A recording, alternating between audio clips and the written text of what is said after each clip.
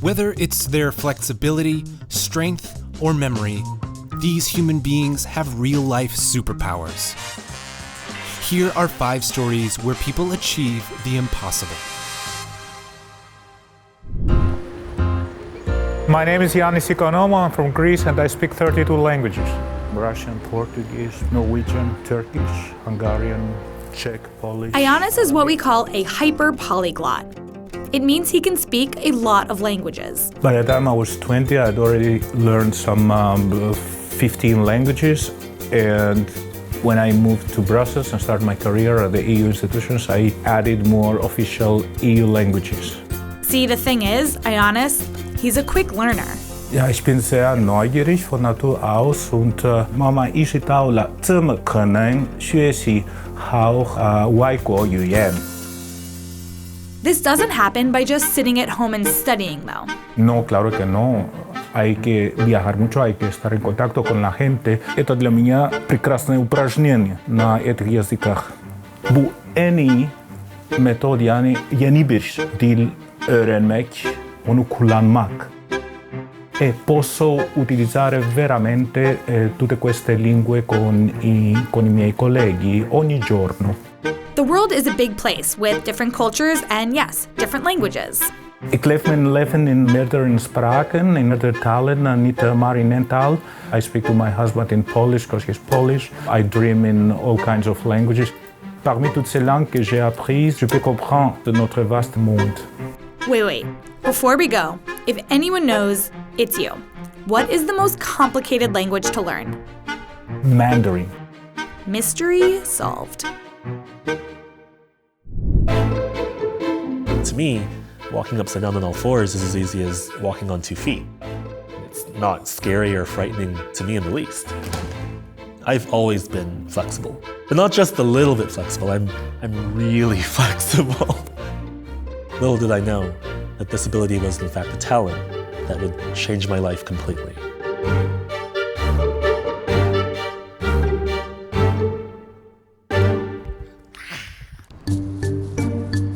I'm Troy James, and I'm a creature actor. I play creatures on TV and movies that move in ways that make the audience squirm. My talent is that all of my joints, my legs, my arms, my shoulders, my fingers, they just bend however I want them to. So if you need an alien, a demon, or a non-human creature that doesn't move in ways that normal human people do, that's when you call me. It looks like what I do is extremely painful. Really, it doesn't hurt at all. I don't know why I am as flexible as I am. It's just something I was born with. I'm the only one in my family who can bend his arms and legs the way I do. I didn't think it was that strange until other kids told me it was. But they weren't very nice about it. And I remember being very embarrassed, and I hid it away because what makes you different when you're growing up isn't something to be proud of. I hid it for a long time. But that all changed when I got a job as an amusement park ride operator. It was a hot day, the ride was down for some reason or another, the guests were getting kind of ornery, and I thought, why don't I show them what I could do? And I went up and down the line, making really cool shapes with my body, and it was a hit. And that was the first time I'd gotten that sort of positive reaction from other people showcasing my talent. I never thought my ability was anything more than a really cool party trick. My friend put his camera up to me and said, "Show me something cool." Then he posted it on the internet. And all of a sudden my phone started ringing. I started getting calls to be cast in TV shows, and I didn't look back. If you had told me a year ago I was going to be an actor, I would have laughed at you. But after some of my performances, people have told me that it's not just the way I move my body that's effective, it's the acting behind it. I bring a reaction of the audience. I can thrill them, so to speak. Coming from a place where you were ostracized, as I was as a child, I can bring that out as a creature. It's interesting that something that I hid for so long is now taking me places that I never imagined I would go. I believe everyone has a superpower, and you may not know it's a superpower, but if it's something that you're passionate about and makes you happy, I think sharing it with the world may not be such a bad idea after all. At first glance, you might think that these were photographs, but these are pencil drawings, part of a growing art movement called hyper-realism. When people look at my drawings, I would love them to feel a sense of emotion, reality, using my works to bring people down to earth. My name is Arinze Stanley, and I am a hyper-realistic artist. Hyperrealism is a genre of art that involves making drawings or paintings that looks very realistic, and you can't actually distinguish it from a photograph or reality. I started drawing when I was 6 years old. My dad owns a paper factory. I basically grew up around a lot of paper. When people see my works, they are usually shocked that it's not a photo. They go like, "Oh wow, is that a photo? Did you make that with a pencil?" And I'm like, "Yeah." Usually my works take a long time to create. Sometimes I can make a piece for about a month. Sometimes it could drag on to 2 months, depending on my mood and the size of the piece. I like to use my works to speak on issues affecting my society here in Nigeria and the whole of Africa.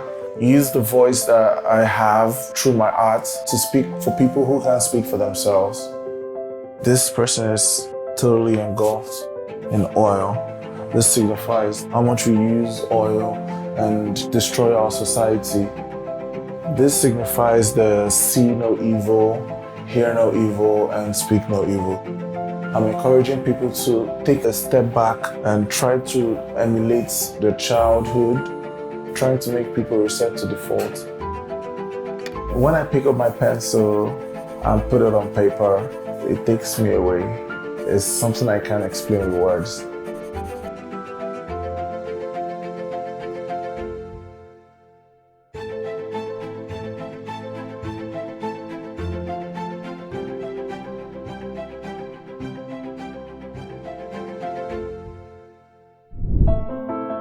I'm Stephen Wiltshire. I do drawings. Stephen is an artist who creates incredibly intricate drawings of cityscapes. I love drawing tall buildings, tall skyscrapers, skylines, street scenes. And he does this entirely from memory.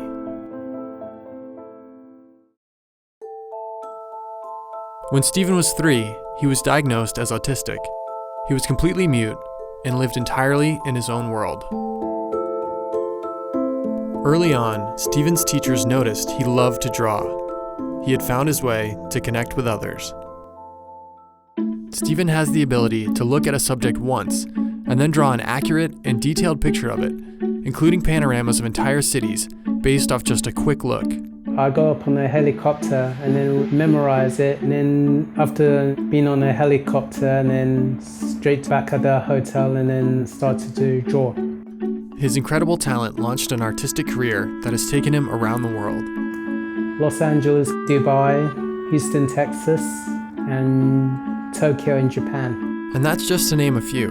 New York's my favorite, Empire State Building, Chrysler Building, and there are lots of yellow New York taxi cabs. And Stephen has no plans of stopping anytime soon. Someone told me that people liked me drawings. I feel good, always be happy about it.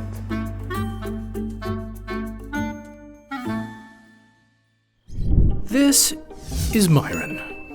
Hi. Myron is an athlete. I played a little football in college. And? I was a Rhodes Scholar. And? I played for the NFL. And? I have a master's degree in medical anthropology. And? And I'm a neurosurgeon. Sheesh. My first dream was to play professional football. There's no question. I was very active as a young man, and I knew that I was pretty good at it. When I got to the 5th grade, that's when I knew I wanted to pursue my second dream. I read a book called Gifted Hands by Ben Carson, who looked like me. He was black, who came from a similar socioeconomic background as me. You know, we didn't have much money when we left the Bahamas and came to America. And the more I read about it, the more I knew that once I was done playing football, neurosurgery was going to be the pathway in the second chapter of my life. I was the #1 rated high school player in the country for football, recruited by everyone, 83 scholarship offers. I always felt that football fed academics, academics fed football. Myron spent his college years playing football and shadowing doctors. He graduated in 2.5 years and was expected to be a first or second round draft pick in the NFL with a multi-million-dollar contract, but he also had a chance to study at Oxford as a Rhodes Scholar. I ended up deciding to go to Oxford and saying no to the NFL and spent a 1.5 years over there. I came back to the United States, went into the draft and got drafted in the 6th round instead of the 2nd or 1st, made $70,000 instead of $6 million, played for 3 years, got out healthy, felt good about my time there, frankly made enough money to pay for medical school, didn't have any lasting concussions, and my hands were okay where I was able to do surgeries in the operating room. And so I left on my own volition, started medical school, and here I am now. Since head injuries are common on the football field, Myron works to impress the importance of avoiding concussions on young players. But for Myron, his days of tackling are behind him. Football was great for that season of my life, but now this is it. This is the pinnacle. This is where I belong. And I've told my parents several times over and over again. They asked me, Myron, how do you feel? What you're doing now? How do you feel? I said, Mommy and Daddy, I feel like this is where I belong. So did you say you played a sport before? Yes.